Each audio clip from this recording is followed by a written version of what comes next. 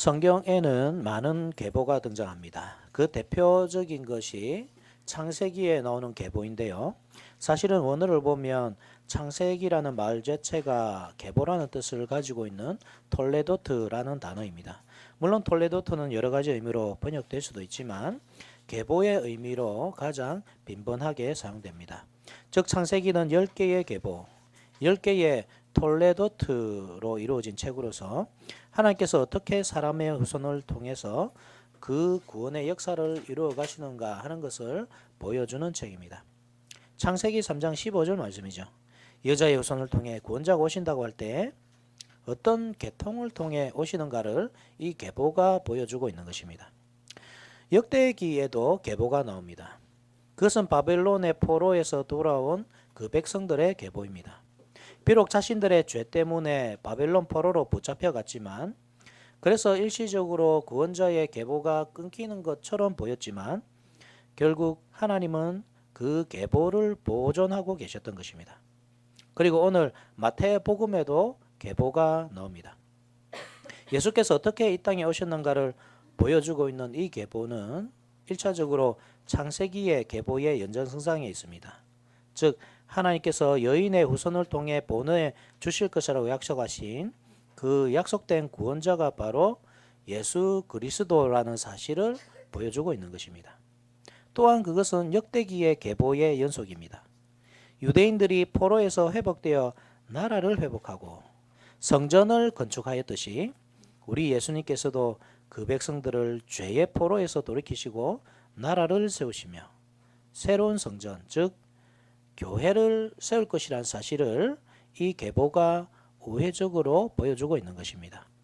특별히 그것은 아브라함과 다윗으로 시작합니다. 성경에는 수많은 위인들이 있고 예수님의 조상들이 등장합니다. 그 가운데 왜 하필 아브라함과 다윗입니까? 왜 아담이 아니고 아브라함입니까? 왜 솔로몬이 아니고 다윗입니까? 성경은 1.1핵이라도 아무 의미 없이 무계획적으로 기록된 것은 단 한 구절도 없습니다. 모든 말들이, 모든 단어가 완벽한 조화를 이루면서 하나님의 구속 역사를 조망해주고 있습니다. 즉 한자 한자, 한 단어 한 단어, 의미 없는 것이 없고 이유 없는 것이 없습니다. 그것이 의미 없다고 생각하고 믿음 없이 취급할 때 우리는 저주를 받게 될 것입니다. 신명기 4장 2절에 내가 너에게 명령하는 말을 너희는 가감하지 말고 내가 너희에게 내리는 너희 하나님 여호와의 명령을 지키라. 예언계시록 22장 18절과 19절에 내가 이 두루마리의 예언의 말씀을 듣는 모든 사람에게 증언하노니 만일 누구든지 이것들 외에 더하면 하나님이 이 두루마리에 기록된 재앙들을 그에게 더하실 것이요 만일 누구든지 이 두루마리의 예언의 말씀에서 제하여 버리면 하나님이 이 두루마리에 기록된 생명나무와 및 거룩한 성에 참여함을 제하여 버리시리라. 즉 예수님이 다른 누구도 아닌 아브라함과 다윗의 후손이라고 할 때는 분명한 목적과 목표가 있다는 말입니다.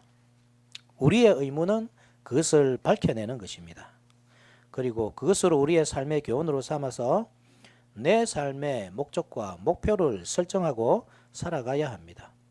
말씀의 주제는 그리스도는 아브라함과 다윗의 자손으로 오셨다. 대지는 첫째, 아브라함의 자손으로 오신 그리스도, 둘째, 다윗의 자손으로 오신 그리스도.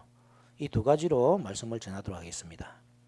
먼저 우리 예수님이 아브라함의 후손으로 오셨다고 하는 뜻이 무엇인지 살펴보겠습니다. 1절을 보시면 아브라함과 다윗의 자손 예수 그리스도의 계보라. 이 뜻을 보다 더 잘 이해하기 위해서는 성경에서 아브라함이 차지하는 위치가 무엇인지 알아야 합니다. 아브라함은 이스라엘의 민족의 창시자입니다. 아담은 온 인류의 조상이죠.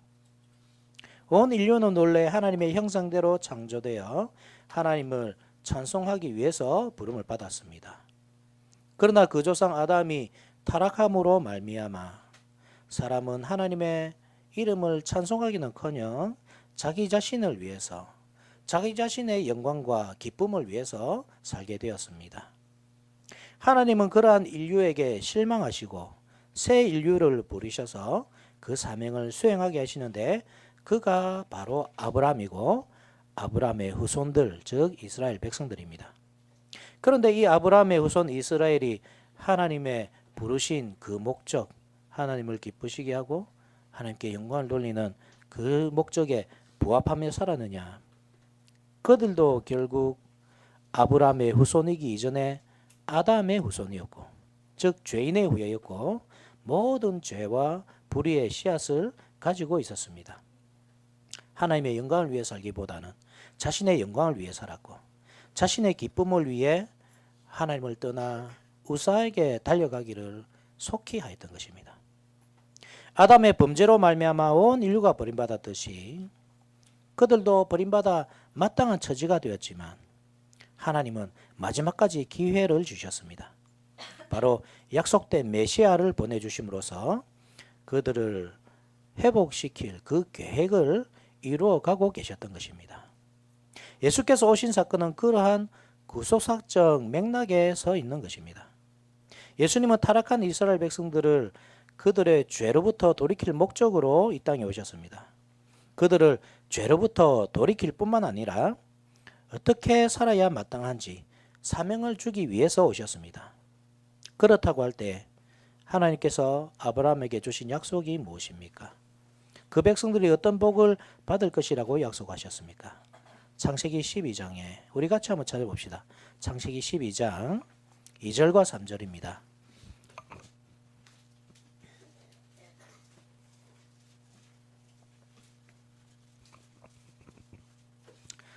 창세기 12장 2절과 3절 한 절씩 한번 읽어보겠습니다. 내가 너로 큰 민족을 이루고 내게 복을 주어 내 이름을 창대하게 하리니 너는 복이 될지라. 너를 축복하는 자에게는 내가 복을 내리고 너를 저주하는 자에게는 내가 저주하리니 땅의 모든 족속이 너로 말미암아 복을 얻을 것이라 하시니라. 그것은 먼저 큰 민족을 이루게 하겠다는 것입니다. 현재 예수님이 오실 당시 유대인들이 어떤 상태였습니까? 말 그대로 유대인들이었습니다.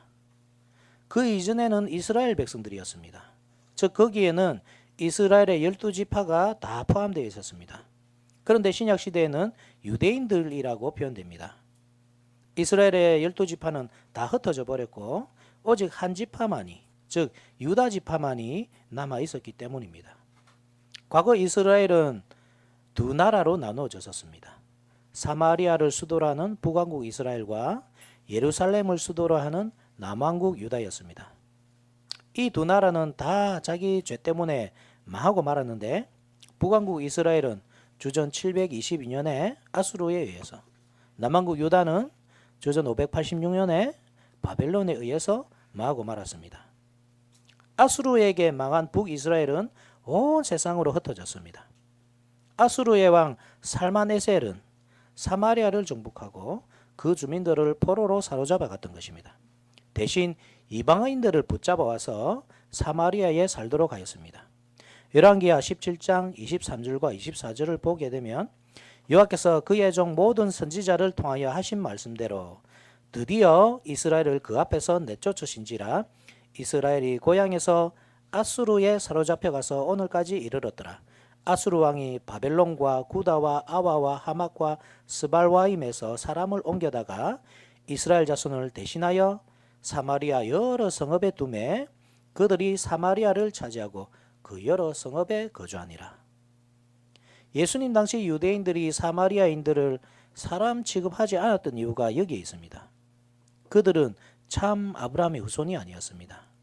이방인들이었고 이방인들과 그 피가 섞여버린, 즉 순수한 아브라함의 혈통을 잃어버린 사람들이었기 때문입니다. 남유다도 바벨론에게 망하여서 포로로 끌려갔습니다. 포로 생활에서 돌아오지 못한 북이스라엘과 달리 유대인들은 70년간의 포로 생활을 끝내고 바벨론으로부터 가나안 땅으로 돌아왔습니다. 비록 이방인들의 통치를 완전히 끊어내지는 못했지만 독자적인 문화와 생활 양식을 유지할 수 있었습니다. 즉 아브라함의 혈통을 그나마 유지할 수 있었습니다. 그러한 역사가 예수님 당대까지 이어져 온 것입니다. 포로에서 돌아온 그들의 수요는 매우 적어서 큰 민족을 이루게 해주겠다던 그 하나님의 약속, 아브라함에게 주신 약속과는 거리가 있었습니다. 그때 예수님께서 오신 것입니다. 예수 그리스도라는 한 사람이 아브라함의 후손으로 오신 것입니다. 예수님은 하나님께서 아브라함에게 주신 약속, 큰 민족을 이루게 해주겠다던 그 약속을 완성하러 오셨습니다. 1차적으로는 온 세상에 흩어져 있던 디아스포라, 먼 타국에 뿌리를 내리며 살고 있던 이스라엘 백성들을 복음으로 불러 모으실 것이고 하나로 만드실 것입니다. 동시에 이방인들을 복음으로 불러 모아서 한민족으로 만드실 것입니다. 비록 예수님은 아브라함의 잃어버린 자녀들을 불러 모으러 오셨지만 그 아브라함의 자손이라는 의미는 혈통으로 말미암은 자손이 아니라 믿음으로 말미암는 자손들이었습니다. 그래서 사람 취급받지 못하던 이방인들과 사마리아 사람들까지 예수님의 한 가족이 되었습니다. 하나님의 자녀가 되었고 아브라함의 유산을 이어받을 그 후손이 되었습니다. 그런즉 믿음으로 말미암은 자들은 아브라함의 자손인 줄 알지어다. 갈라디아서 3장 7절. 그렇게 아브라함이 받은 약속, 하나님께서 아브라함에게 주신 큰 민족을 이루게 해주겠다는 그 약속이 성취된 것입니다. 아브라함이 자기의 힘으로 이룰 수 없었던 큰 민족이 예수 그리스도의 복음의 능력으로 이루어졌던 것입니다. 예수님이 아브라함의 후손이란 것은 그러한 의미입니다. 그 이름을 창대케 해주겠다는 약속도 다르지 않습니다. 원래 아브라함은 유명한 사람이 아니었습니다. 그는 가나안 땅 출신도 아니었고 먼 타국에서 흘러 들어온 이름 없는 나그네일 뿐이었습니다. 오히려 당시 유명한 사람들은 하나님을 떠나 나라와 문명을 이루며 살던 불신자들이었습니다. 당시의 땅에는 네피림이 있었고 그 후에도 하나님의 아들들이 사람의 딸들에게로 들어와 자식을 낳았으니 그들은 용사라 고대의 명성이 있는 사람들이었더라. 창세기 6장 4절. 하나님은 그러한 아브라함에게 약속을 주시는 것입니다. 유명하게 해주겠다. 명성을 얻게 해주겠다. 내 이름을 창대케 해주겠다. 무엇으로 그렇게 해주겠다는 말입니까? 결국 그 후손을 통해 큰 나라를 이룸으로써 그렇게 해주겠다는 말이었습니다. 다윗과 솔로몬 시대에 어느 정도 그것이 이루어지는 것 같아 보였지만 결국 나라는 망하고 말았습니다. 아브라함의 자손들은 온 세상으로 뿔뿔이 흩어지고 말았습니다. 오직 유다 지파만 남아서 다시 그 땅으로 돌아와 근근히 그 형체만 유지하고 있었던 것입니다. 그렇지만 예수님이 오심으로써 어떻게 되었다는 말입니까? 비록 유대인들은 작은 민족이었고 독립국이라고 독립된 나라라고 부를 수도 없을 정도로 연약하여 이방 나라의 영향 아래에 놓여 있었지만 하나님은 새로운 개념의 나라를 허락하셨고 그 나라의 백성으로 불러 모으셨습니다. 세상 나라는 세워지기도 하고 무너지기도 하지만 예수님께서 그 백성들에게 허락하신 하나님 나라는 영원히 무너지지 않고 서 있을 것입니다. 비록 무명한 자 같지만 유명한, 죽은 자 같지만 살아있는, 세상 임금으로부터 징계를 받는 것 같지만 영원히 죽지 않는 나라, 고난 때문에 근심하는 것처럼 보이지만 실제로는 항상 기뻐하고 아무것도 없는 가난한 자들 같지만 모든 것을 소유한 부요한 자들, 그들이 바로 아브라함의 후손들, 그리스도의 몸된 교회였던 것입니다.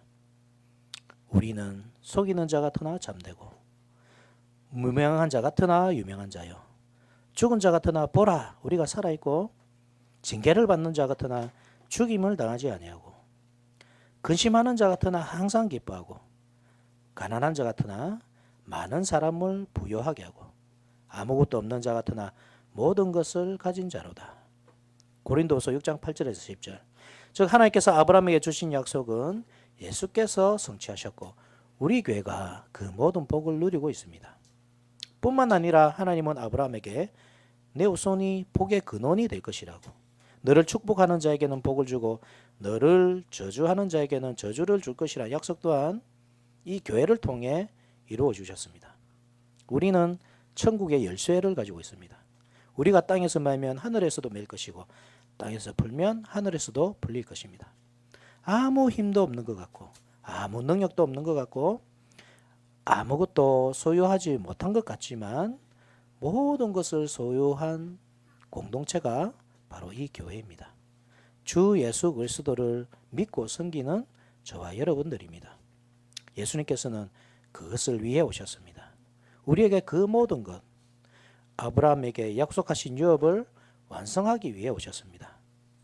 그 큰 민족을 이루게 하시고 그 이름을 창대케 하기 위해 아브라함의 후손들로 하여금 복의 근원이 되도록 하기 위해 오셨습니다.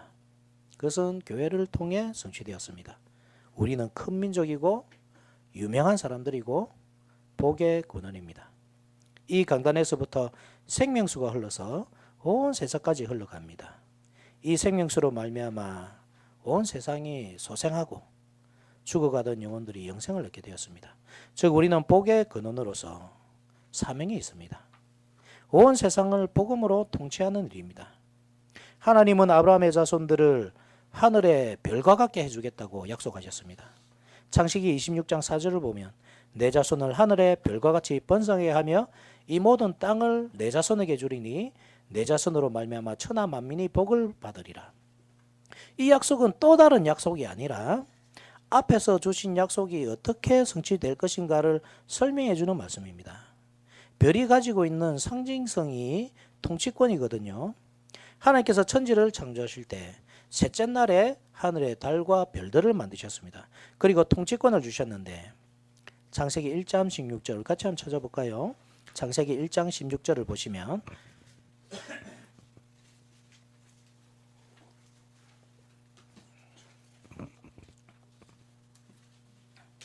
같이 한번 읽어봅시다. 1장 16절 시작.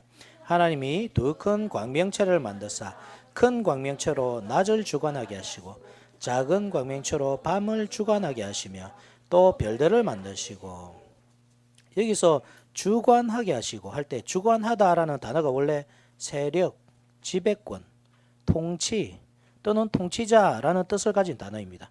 즉 큰 광명체로 낮을 주관하게 하시고 작은 광명체로 밤을 주관하게 하셨다. 이 말은 하늘의 해와 달과 별들을 낮과 밤의 통치자로 세우셨다 하는 뜻입니다.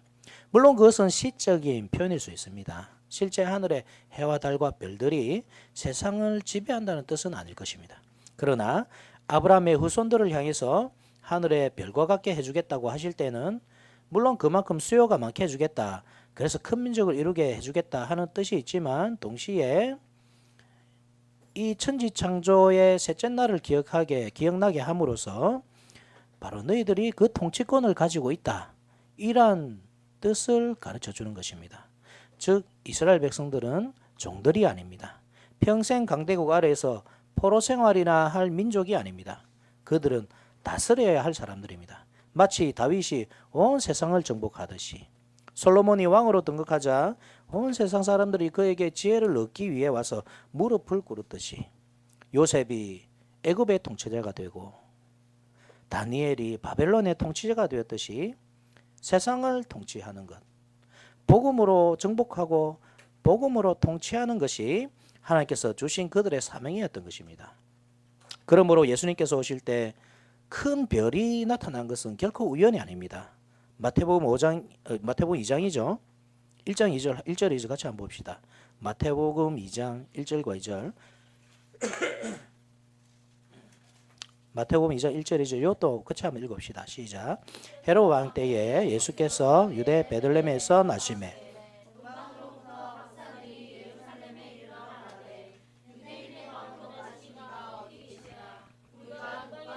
그의 별을 보고 그에게 경배하러 왔노라 하니, 예수님은 참 아브라함의 후손이라는 사실, 그래서 하나님께서 아브라함에게 주신 약속, 내 자손을 하늘의 별과 같게 해주겠다는 그 약속이 성취되었다는 사실을 이 본문이 보여주고 있지만, 그런 의도로 기록되었지만, 그래서 통치권이 그에게 있다는 사실을, 비록 이스라엘 백성들이 그 약속을 가지고 있었고 그래서 한때는 세상을 통치하기도 했지만 그들의 죄가 그것을 완전하게 완성하지는 못하도록 항상 방해했다는 말입니다. 그러나 죄가 없으신 참 아브라함의 후손이신 예수님은 그 죄 때문에 통치권이 빼앗기고 이방 나라의 종살이를 하는 일이 없는 참된 통치자라는 사실을 이 큰 별이 증거하고 있는 것입니다. 그런 의미에서 동방 박사들이 그 별을 따라오고 아기 예수님께 예물을 드리며 경배하고 있는 장면은 앞으로 일어날 역사에 대한 중요한 예표가 되는 것이었습니다. 동방 박사들은 단순히 열심히 연구하여 논문을 쓰는 학자들이 아닙니다. 그들은 일종의 예언자들, 성경에서는 박수라고 표현하는데요. 앞날을 예언하는 사람들이었고 그러한 사람들은 고대 세계에서 정치적인 막강한 힘을 가지고 있었습니다. 우리가 잘 아는 다니엘이 바벨론의 총리였지 않습니까? 그는 정치적으로는 느부갓네살 다음이었습니다. 정치적으로 큰 영향력이 있었습니다. 동시에 그는 박수장이었습니다. 다니엘서 4장 9절에 박수장 벨드사사라. 벨드사살은 다니엘의 바벨론식 이름이죠. 박수장 벨드사사라. 내 안에는 거룩한 신들의 영이 있은즉 어떤 은밀한 것이라도 내게는 어려울 것이 없는 줄을 내가 아노니 내 꿈에 본 환상의 해석을 내게 말하라. 하나님의 통치를 받는 이스라엘이라는 나라는 하나님의 말씀에 의해서 통치를 받았습니다. 즉 말씀의 기능이란 것이 앞날을 예견해 주는 것이거든요. 이스라엘은 하나님의 말씀을 통해 어떻게 살아야 할지 어디로 나아가야 할지를 배워 앞날을 준비할 수 있었던 것입니다. 우상을 섬기는 이방 나라들은 그러한 미래를 말해줄 선지자나 말씀이 없었기 때문에 대신 박수들이 점을 치고 예언을 함으로써 나라의 미래나 운명을 밝혀주고 그들의 나아갈 방향을 제시해 주었던 것입니다. 그래서 왕의 옆에 항상 있는 것이 박수들이었습니다. 정치적 영향력이 없을 수가 없죠.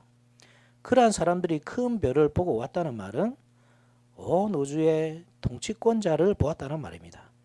예수께서 그러한 통치권자인 것을 알고 그 아기 예수께 비록 아무런 왕적인 표시가 없었지만 왕궁에서 태어난 것도 아니요, 그렇다고 귀족의 자제도 아니요, 보잘것없는 사람이었고 마옥간에서 태어나서 강보에 사여 말구유에 뉘어졌지만 그래도 그가 왕인 것을 알아보고 엎드려 경배했다는 말입니다.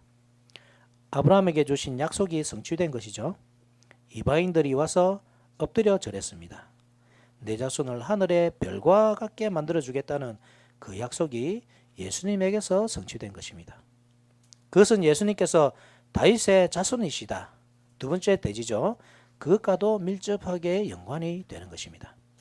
두 번째, 예수님은 또한 다윗의 후손이십니다. 다윗은 우리가 잘 알다시피 이스라엘의 왕이었습니다. 그냥 왕이 아니라 이스라엘의 역사를 통틀어서 가장 위대한 왕이었습니다. 당시 이스라엘을 위협하던 원수 블레셋은 물론이고 아람과 모압, 암몬 같은 족속들을 다 제압해서 조공을 바치도록 만들었습니다.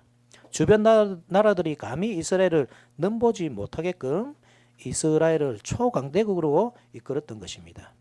그러나 그보다 더 중요한 업적은 성전을 세운 일입니다. 우리는 성전 건축하면 솔로몬 왕을 떠올리기 쉽지만 그러나 성전을 지을 수 있게끔 재료들을 모으고 무엇보다도 중요한 성전의 청사진, 즉 성전의 도면을 제공한 사람이 다윗이었습니다. 건물을 짓는 일에 있어서 그 설계도가 얼마나 중요한가 하는 것은 건축에 대해 무지한 사람도 상식을 통해서 알 수 있는 것입니다. 도면이 완벽하지 않으면 절대로 건물을 지을 수가 없습니다. 특히 하나님이 거하실 성전은 더 그렇습니다. 출애굽기를 우리가 보게 되면 모세가 하나님의 명령을 좇아 성막을 건설하는 내용이 나오는데 가장 빈번하고도 중요하게 취급되고 있는 단어가 무엇인지 아십니까? 그것은 하나님께서 보이신 대로, 하나님께서 주신 양식대로, 즉 말씀대로 세웠다 하는 내용입니다. 출애굽기 25장 9절 말씀을 보면 같이 한번 찾아볼까요? 25장 9절.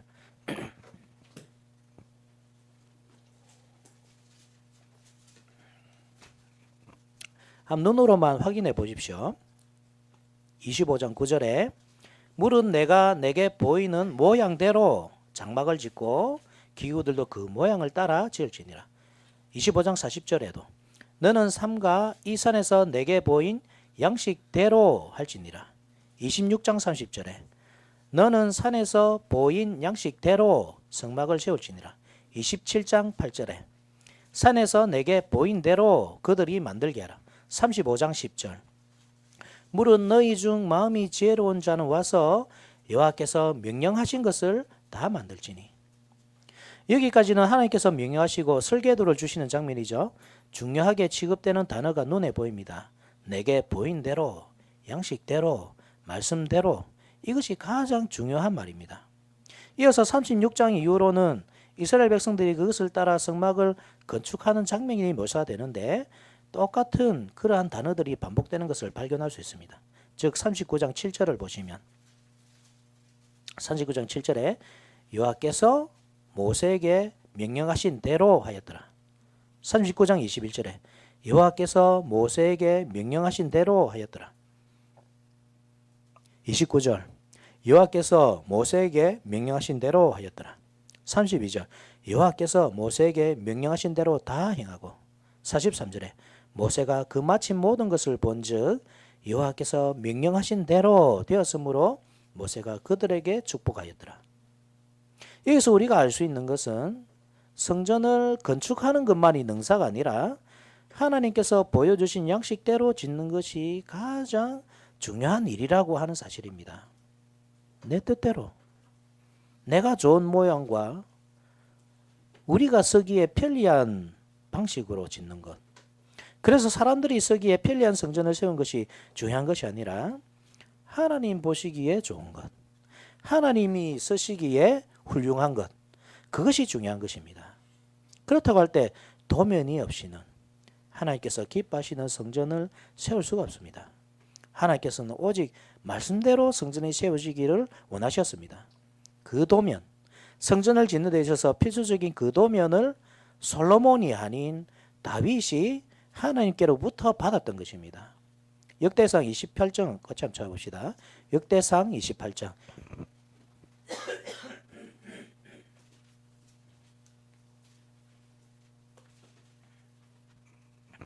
28장 11절을 보시면 역대상 28장 11절 다윗이 성전의 복도와 그 집들과 그 곳간과 다락과 골방과 속죄소의 설계도를 그의 아들 솔로몬에게 주고 12절에 또 그가 영감으로 받은 모든 것 곧 여호와의 성전의 뜰과 사면의 모든 방과 하나님의 성전 곳간과 성물 곳간의 설계도를 주고 13절 또 제사장과 레위 사람의 반열과 여호와의 성전을 섬기는 모든 일과 여호와의 성전을 섬기는 데에서는 모든 그릇의 양식을 설명하고 18절에 또 향단에 쓸 순금과 또 수레 곧 금 그룹들의 설계도대로 만들 금의 무게를 정해주니 19절에 다윗이 이르되 여호와의 손이 내게 임하여 이 모든 일의 설계를 그려 나에게 알려주셨느니라. 다윗은 나라를 강하게 만든 것으로도 유명하지만 사실은 성전을 세운 왕이었던 것입니다. 성전 건축에 필요한 모든 재료들을 모아놓았고 성전을 어떻게 건축해야 할 것인지 그 설계도를 하나님께로부터 받아서 그 아들 솔로몬에게 주었습니다. 그리고 그 모양대로 성전을 짓도록 만들었습니다. 우리 예수님이 그러한 다윗의 후손이라는 말은 물론 예수님께서는 다윗과 같이 통치자라는 뜻입니다. 이방 모든 나라들을 굴복시키실 것입니다. 마치 동방 박사들이 아무 힘도 없는 어린아이에게 와서 예물을 드리고 엎드려 경배했듯이 이방 모든 나라가 예수님께 나와서 예물을 드리고 경배할 것입니다. 1차적으로 그런 뜻이 있고 마태복음의 주제도 그와 같습니다. 왕으로 오신 예수님, 그것이 마태복음의 주제입니다. 물론 이 말은 이스라엘이라는 나라를 모든 이방 나라의 간섭으로부터 독립시켜서 정치적으로 강력한 나라를 만들 것이란 뜻이 아닙니다. 예수님은 하나님 나라, 즉 이 땅 위에 그 나라를 완성하시고 복음으로 세상을 정복하고 통치하실 것이라는 의미입니다. 그리고 그 제자들의 제자들에게 이 시대의 모든 성도들에게 그 통치권을 유산으로 물려주실 것입니다. 그래서 교회가 온 세상을 복음으로 정복하고 통치하도록 하실 것입니다. 이렇듯 예수님은 왕으로서 통치하기 위해 오셨습니다. 뿐만 아니라 성전을 세우기 위해 오셨습니다. 마치 다윗이 하나님께로부터 받은 영감으로 그 설계도를 받아 솔로몬의 손에 넘겨주었듯이, 그래서 솔로몬이 그 식양대로 그 설계도대로 성전을 건축하도록 만들었듯이, 예수님은 하나님이 가실 성전의 도면을 그 제자들의 손에 쥐어줄 것이고, 제자들은 예수님이 주신 도면 그대로 성령의 영감으로 받은 그대로 교회를 세울 것입니다. 다윗이 모든 재료를 준비한 것처럼 예수님도 모든 재료를 다 준비해 주실 것입니다.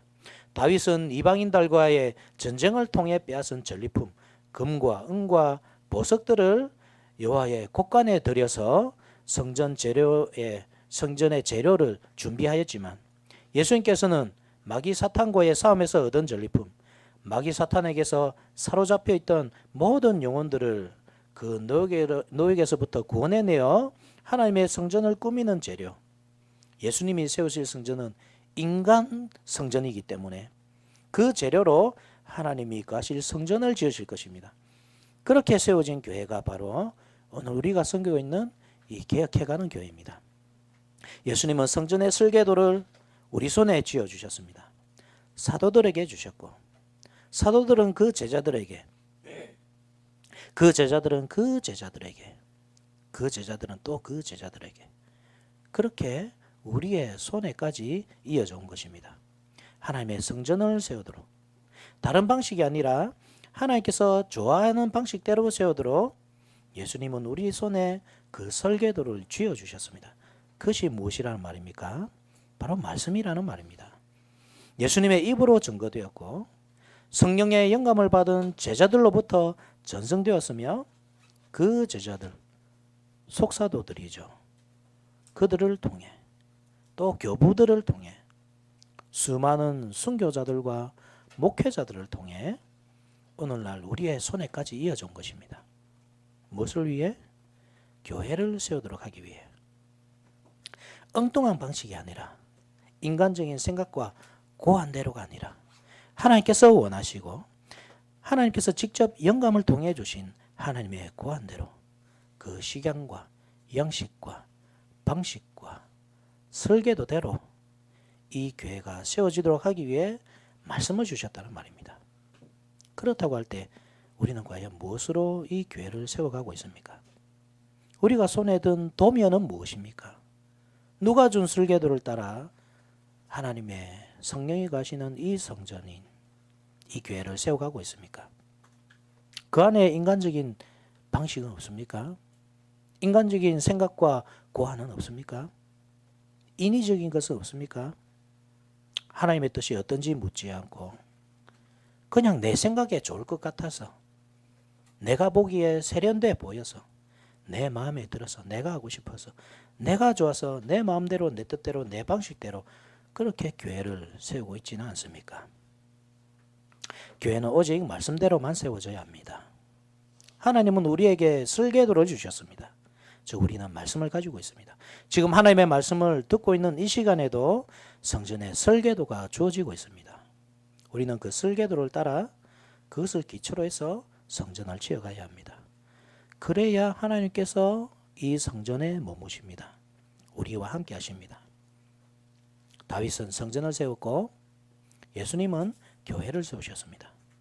다윗이 성전을 세운 이유는 성전을 통해서만 참된 통치가 이루어진다는 사실을 잘 알았기 때문입니다.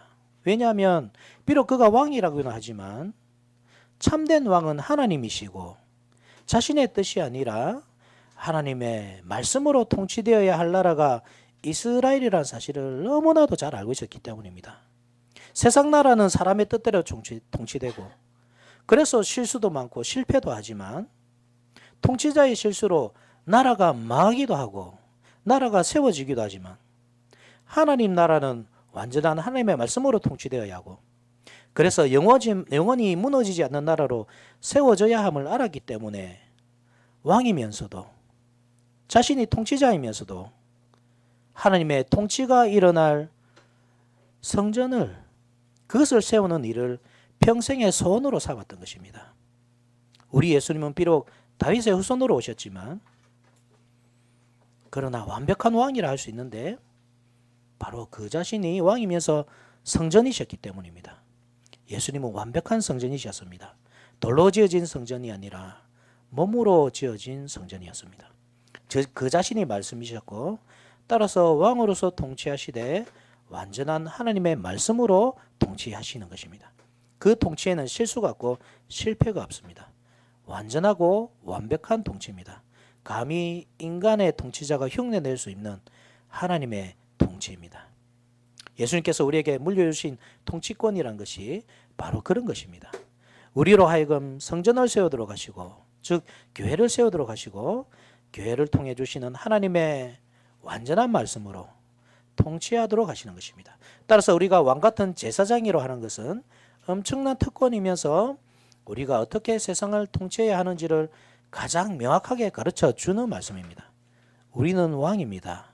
동시에 제사장입니다. 제사장으로 하나님의 성전을 세워가야 합니다.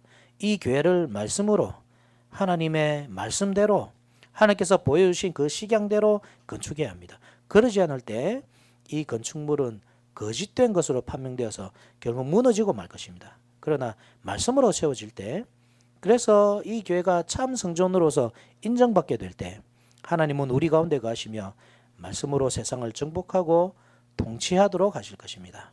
말씀으로 통치될 것이기 때문에 이 교회는 결코 무너지지 않을 것입니다.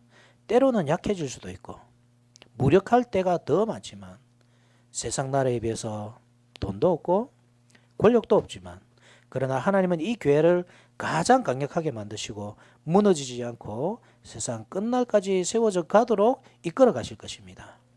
우리는 그러한 하나님의 통치를 믿어야 합니다. 교회를 말씀으로 세우고 말씀을 따라 살아야 합니다. 그때 하나님의 통치가 이루어지고 우리 교회가 든든하게 세워져 갈 것입니다.